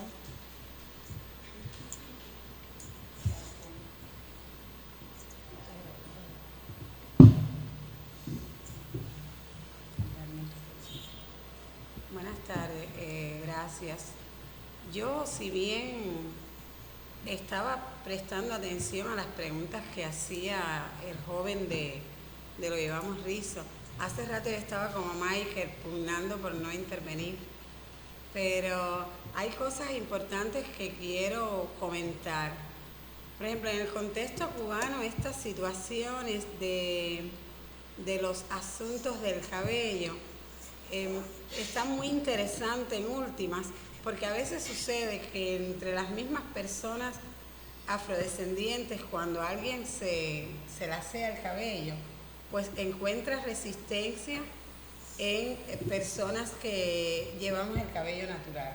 Y digo llevamos para ser inclusiva, no es porque lo practique. Entonces, en cuanto a eso, hay que llamar la atención de que no siempre las personas que están cambiando el cabello y llevándolo de otra manera es porque no se identifican como personas negras, que es lo que a veces se maneja. Pienso que es un error. Pero sobre todo las preguntas del muchacho Lo Llevamos Rizo me han llamado a intervenir, porque yo soy abogada de profesión y hace muchos años, desde el año 2014, yo estoy pidiéndole al Ministerio de Justicia cubano que se modifique el artículo 295 del Código Penal a razón de poner agravantes relacionadas con la discriminación, y esta surgió por un problema del cabello.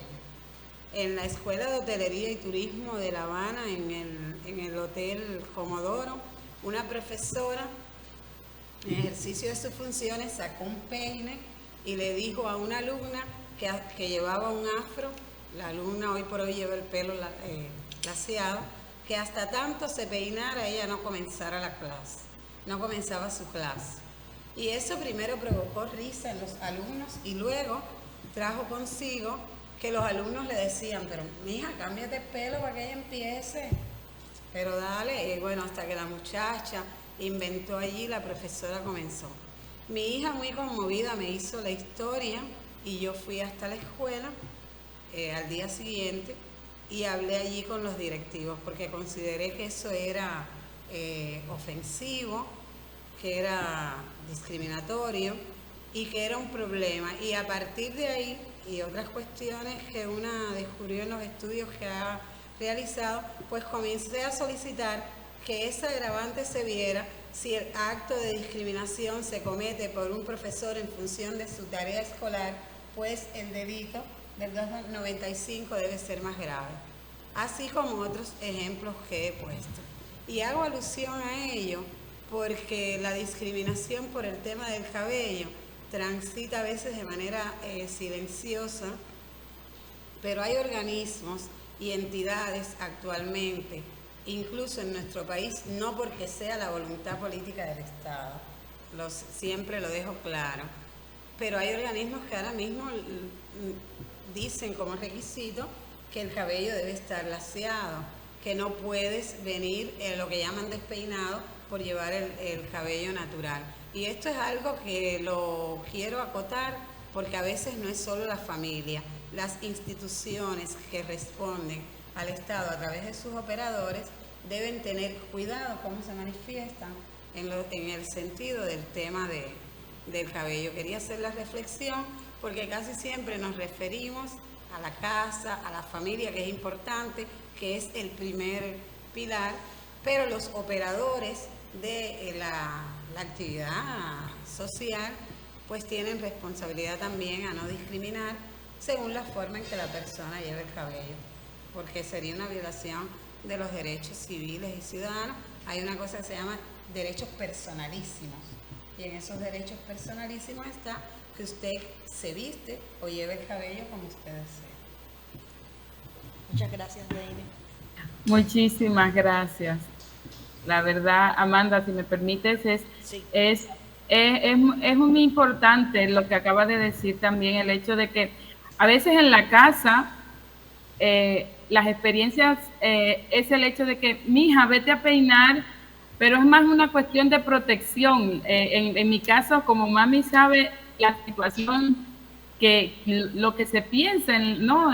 Generalmente sobre las personas que llevamos el pelo ahí, que andamos desaliñadas, que no estamos presentables, pues yo ahí un poco pongo el hecho de que nos quieren proteger.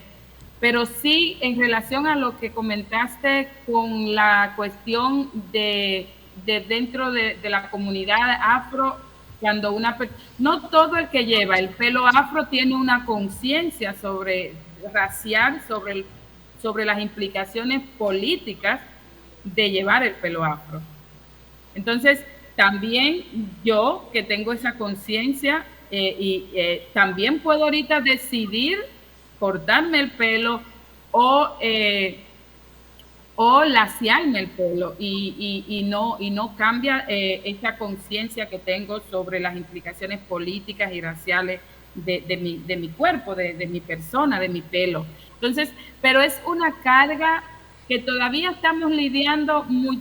En este caso me pongo yo, todavía yo hace poco tenía el pelo, tengo trenzas ahora, pero tenía el pajón enorme y estaba ahí debatiéndome si cortármelo o no.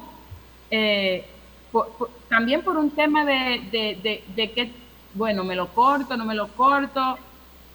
Una colega, una amiga también se acerca a mí y me dice, mira, yo estoy llevando el pelo lacio porque es más cómodo, no tengo tiempo para...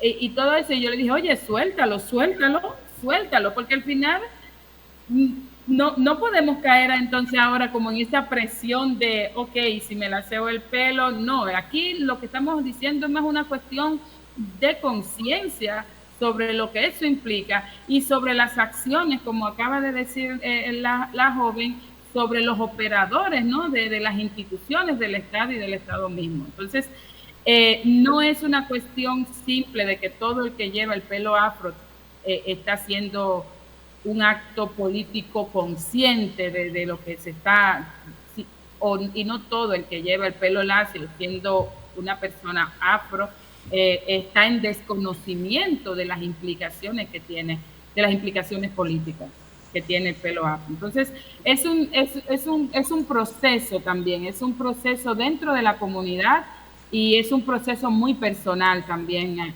ese momento de tomar esa conciencia.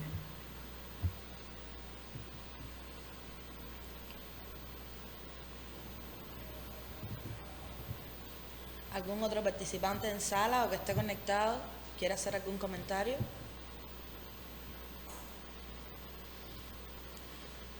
Creo que ahora sí puedo hacer mi pregunta, profe Ochi. Bueno, esta pregunta tiene que ver con algo más bien general de ambas intervenciones, tanto de Ochi como de Fátima, y creo que va por este camino, ¿no?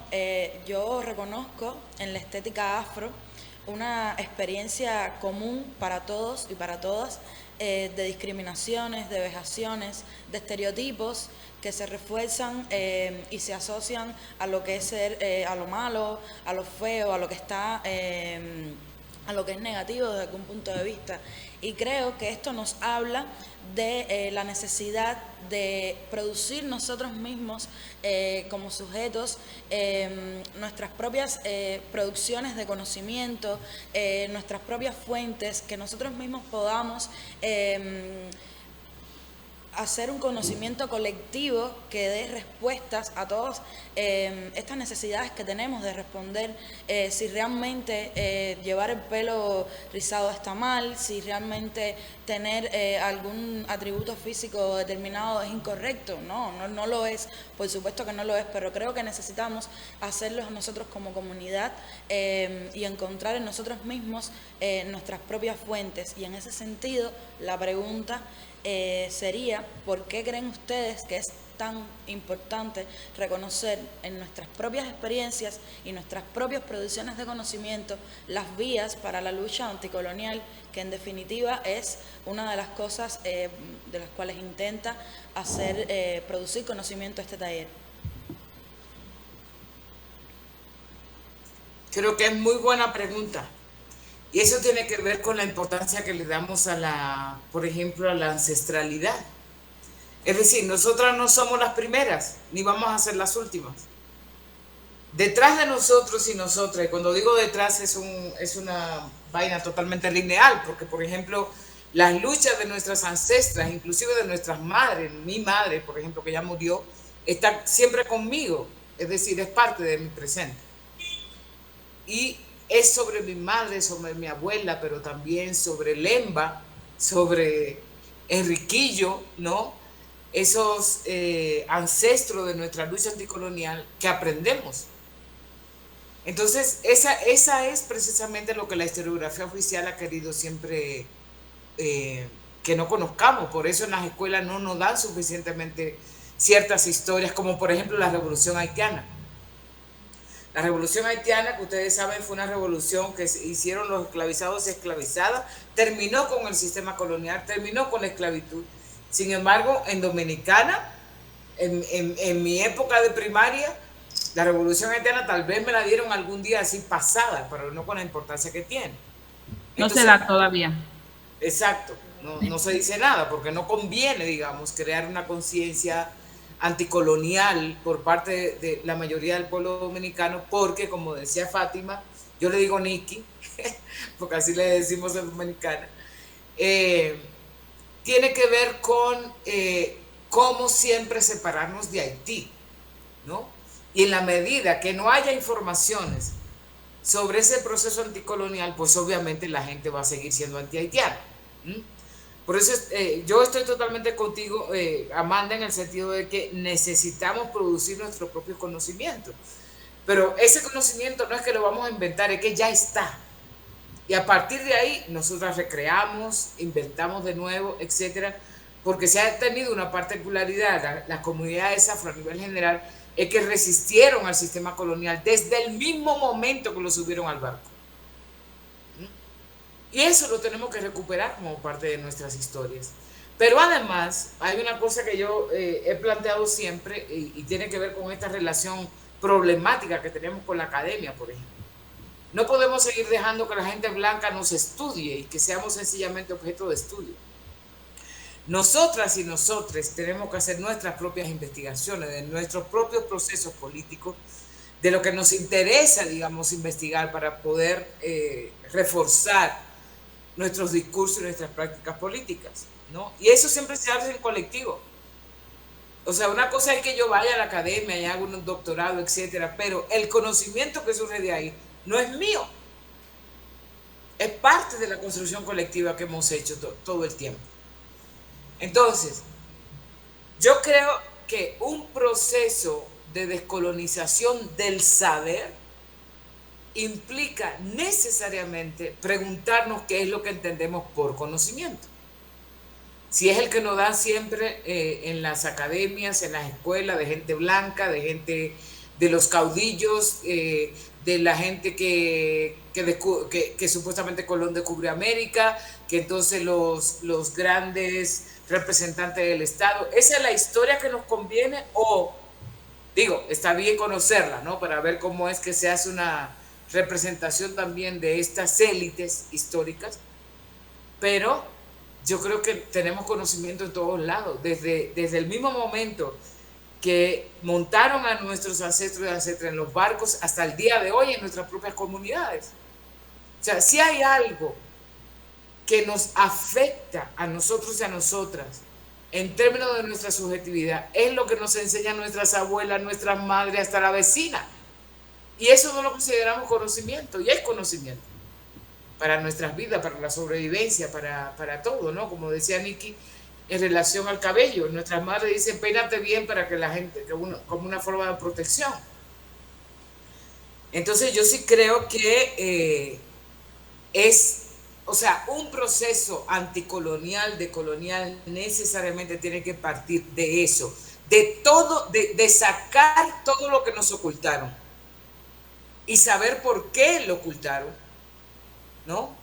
Y sacar a la luz para nuestras luchas, para nuestros pensamientos, todo eso que tenemos que aprender, que hemos aprendido algo, pero todavía nos falta muchísimo todavía. Y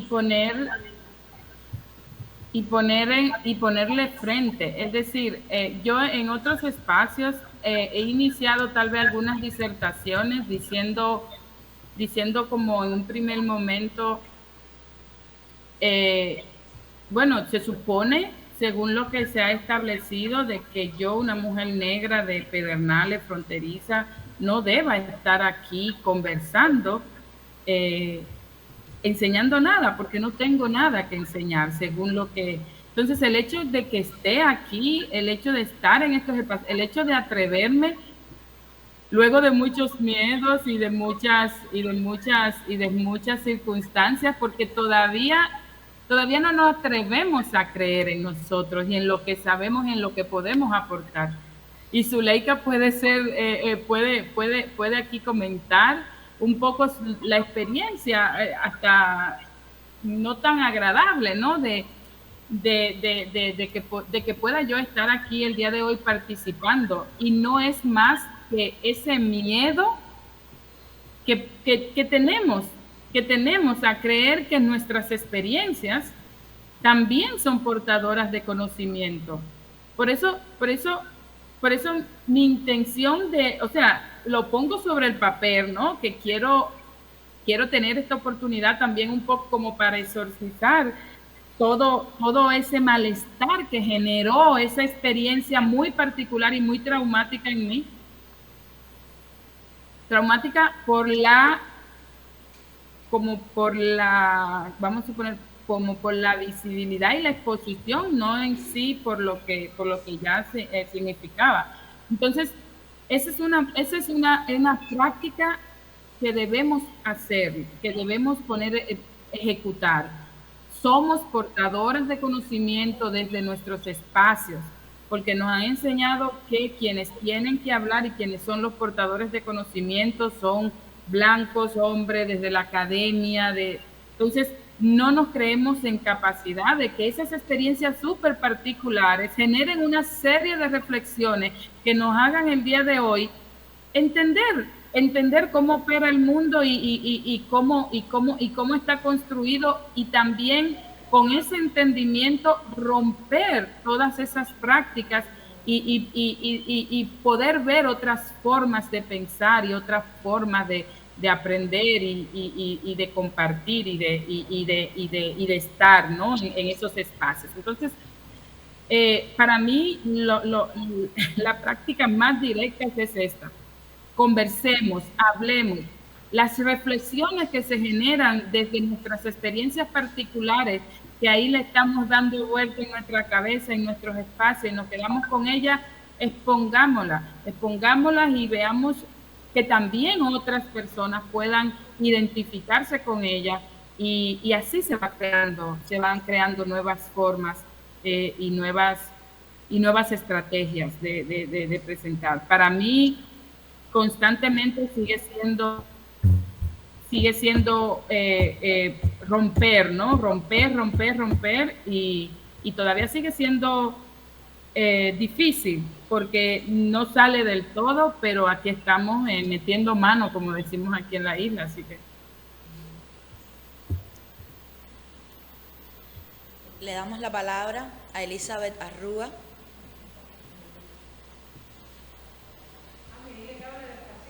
Vocês estão me ouvindo bem? Sim, olá. Obrigada. A minha pergunta vai um pouco de encontro com o que a professora Fátima estava falando e com a professora Uti também. Pelo menos aqui no Brasil, eu entendo, né, enquanto juventude, que nós somos frutos de algumas políticas que tentam fazer com que a nossa geração pudesse olhar para a estética de uma forma mais positiva, né? Então, eu vejo uma geração que tem mais orgulho do seu cabelo, mais orgulho dos seus traços, e que se autoafirma de uma forma positiva, né? Só que a gente também, em paralelo, observa, através de algumas pesquisas aqui no Brasil, que não necessariamente essa juventude detém consciência política. Então, a gente vê parte de uma juventude negra que se autoafirma negro, que utiliza todas dessas identidades que foram construídas e esteticamente falando, mas que não se organiza politicamente. E aí a gente foi vendo que isso também tem relação com as ideias neoliberais que vão individualizando a luta sociopolítica em relação às populações negras, ao ponto de elas falarem que, por exemplo, militância é estar vivo, ou lutar contra o racismo é estar vivo, e coisas assim. Então, minha pergunta é qual é o local, a partir de qual lugar a gente entende essas lutas, né? Se elas podem sim ser feitas individualmente e dizer que não necessariamente eu preciso ter um plano de ação politizado para fazer um enfrentamento ao racismo, eu consigo fazer isso individualmente, ou se não, se o caminho é de fato coletivo, né? Discutindo dentro dos movimentos sociais. Obrigada. Obrigada, Elizabeth. No sé si se entendió su pregunta para el resto. Lo que ella pregunta fundamentalmente es, voy a hacer no te voy a traducir, voy a hacer una síntesis de lo que usted faló, porque no seguí todo, pero lo que ella dice es que a propósito de la juventud hay también diferentes posiciones en términos de la generación. Hay una generación joven en Brasil, por ejemplo, que tiene mucho orgullo de ser negro, ¿no? Pero no se articula y no se organiza políticamente, sino que tiene una posición bastante individualista en ese sentido. Entonces la pregunta es, ¿cuál es el lugar que nosotras entendemos como esas luchas, si tiene que ser individual o colectiva? Yo particularmente creo que tiene que ser colectivamente. O sea, nosotras, si hay una cosa de lo de colonial y lo anticolonial, es que tiene que ser una construcción colectiva, ¿no? Y construcción colectiva puede ser de muchas maneras. Construcción colectiva puede ser una organización, colectiva puede ser un grupo de rap para los jóvenes, construcción colectiva puede ser un grupo de música, construcción colectiva. Obviamente eso va a afectar nuestra individualidad porque tiene que ver con lo subjetivo, ¿no?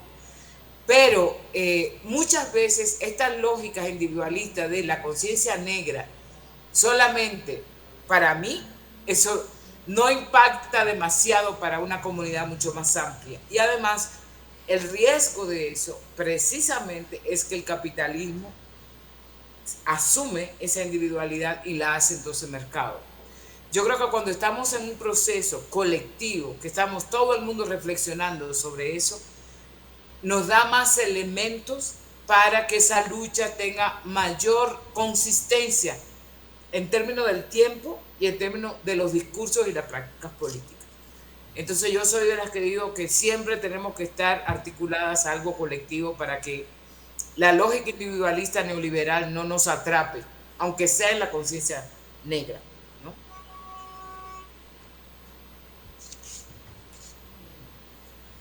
¿Alguien más en la sala que quiera hacer algún comentario? De los participantes conectados.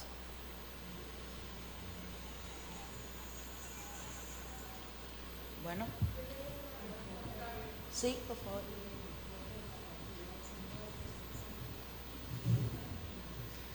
Buenas tardes, mi nombre es Gretel Marín y bueno, nada, quería solamente, ahora que estábamos hablando, o que estaban hablando las profesoras de colectivo, sí, decía que mi nombre es Gretel Marín y que bueno, que quería seguir un poco con esta lógica de lo colectivo que hablaba Oshi ahora. Y bueno, nada, quería saber si ustedes han conocido experiencias, me imagino que sí, actuales de estos colectivos, de estas colectivas que tienen realmente un impacto social y que prevén o que dan la posibilidad y la esperanza de que haya una posible transformación del sistema después. Yo sé que eso es un desafío grandísimo y que ese desafío incluye varios elementos y varias aristas. Pero bueno, quería saber si conocer un poco más sobre ahora mismo en el continente, nuestro continente americano, cómo existen estas comunidades y cómo se desarrollan, ¿no? Y si hay alguna previsión de que puedan funcionar en este objetivo de cambio social y político, por supuesto. Girarde es tu nombre, Girarde. ¿Cómo? ¿Tu nombre cómo es? Gretel Marín. Gretel, ok, Muchas es que no gracias entendí. a la profesora. Gracias, Gretel. Pues Gretel, te cuento que eso es lo que más tenemos en este continente. O sea, Yo creo que una de las cosas importantes dentro de la pregunta que hizo Cassandra anteriormente es conocer las experiencias, ¿no? Por ejemplo, aquí tenemos una compañera, Elizabeth, brasileña. Brasil ha sido siempre mi escuela, ¿no? Porque es donde más ha desarrollado propuestas antirracistas, donde ha existido un movimiento de mujeres negras y de hombres negros antirracistas bastante fuerte, desde los años 30 podríamos decir. Y hoy lo que yo veo en Brasil es que cada vez más hay más organizaciones de gente negra a nivel general, juventud negra, desde la música, desde la poesía, desde, bueno, de diferentes expresiones. Pero Colombia también es otro ejemplo. Aquí hay comunidades que han resistido por siglos, que desarrollan su propio idioma, que desarrollan su propia organización, que tienen maneras de producir justicia que no necesariamente atraviesa el Estado Nacional, por ejemplo. Pero bueno, ahí te podría mencionar muchísimas experiencias que no hay tiempo para eso. En Dominicana, hace muchos años, desde los años 70, hay organizaciones que están trabajando este aspecto. Tuvimos lo que Norma estaba diciendo sobre la Casa por la Identidad de las Mujeres Afro, que fue a finales de los 80 que empezamos a trabajar la articulación entre racismo, sexismo, clasismo, etc. En este momento está Junta de Prietas, en este momento estamos nosotros haciendo como glefas, escuelas de coloniales en Dominicana, que va provocando que también existan otras organizaciones, sobre todo de gente joven, maravillosa. Hay mucho, querida, hay mucho. Y sobre eso yo invito a investigar, porque yo creo que eso es parte de nuestra genealogía, ¿no? Si no conocemos, entonces no sabemos de dónde vamos a tomar esos conocimientos, precisamente, de lo que hablaba Amanda hace un momentito.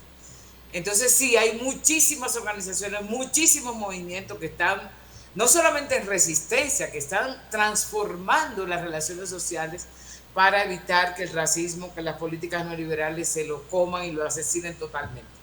Entonces yo creo que esa es nuestra fuerza es saber que hoy, a pesar de que el sistema cada vez es más cabrón que nunca, hay resistencia y hay un nivel de creatividad y de organización impresionante en esta Via Yala.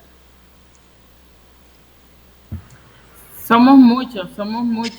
Como bien dice Ochi, la experiencia que se está haciendo desde GLEFAS aquí en Santo Domingo con las escuelas descoloniales es una experiencia maravillosa.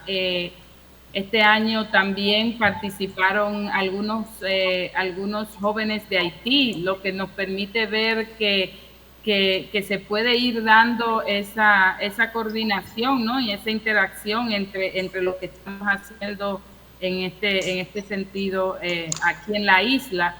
Y cada vez más el llamado es a eso, ¿no? A trabajar desde ambos lugares, desde ambos territorios. Y no solamente Junta de Prieta, también organizaciones como Mujeres Sociopolíticas Mamá Tingó también, ¿no? Que como desde un territorio histórico como es Villamella, pues también se organizan y mujeres desde la comunidad pues están ahí trabajando arduamente. Entonces, el conocimiento de dónde estamos y qué hacemos es primordial también para crear luchas y para organizar esa lucha política dentro de esa misma línea que todos estamos trabajando.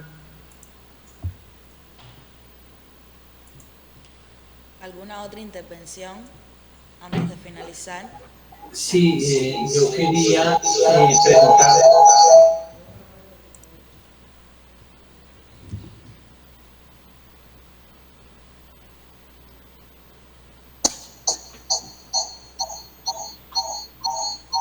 Estoy aquí. Bueno, estamos dos compañeros en la misma sala. Está la compañera Jessie y entonces nos da retorno. Bueno, es que aquí con la compañera del Canal Afro queríamos saber, Ochi, ¿estás en Colombia? ¿Radicada en Colombia? Sí, claro, tengo 16 años en este país. Ah, bueno, Ochi, entonces lo que queríamos era sencillamente, nosotros también estamos en Colombia y queríamos que entráramos en contacto porque este aparato de comunicación te necesita. Con necesita mucho de tu gusto. saber. Por supuesto que sí. ¿Cómo lo hacemos? Te doy el número 300, anótalo allí, por favor. No, te doy yo mi correo para que lo tengas y me puedan escribir. Te lo paso por aquí por el chat, ¿vale? Bueno, perfecto, gracias. Estamos a punto de traernos la noche. ¿Te dejas? ¿Para dónde? Para la isla. Sí, yo estoy así con un pie allá y un pie aquí. Voy el 29, ya estoy en la isla otra vez. Dale. Bueno, queremos agradecerles a las dos profesoras, a Ochi y a Fátima, infinitamente. Todas las explicaciones que nos han dado hoy han sido muy ilustrativas. Creo que los participantes, hablo por mí y en nombre de los participantes, hemos quedado todos muy satisfechos. Y nada, las invitamos a continuar, a ustedes y a los demás participantes, en las próximas sesiones de debates de miércoles y de jueves, pero antes de finalizar y despedirnos, quisiera pedirles a los participantes conectados que activen sus cámaras para tomar una fotografía colectiva. Sí, déjense ver. Yesenia, Michael, si pueden activar sus cámaras, por favor. Elizabeth, deme diciendo nombre. Qué pena, pero la compañera Yesenia le tocó entrar en directo por el canal y está ya conectada ya en la programación. ¿Ya? Bueno, muchísimas gracias. Les agradecemos nuevamente a su participación y entonces nos vemos mañana en las próximas sesiones de debate.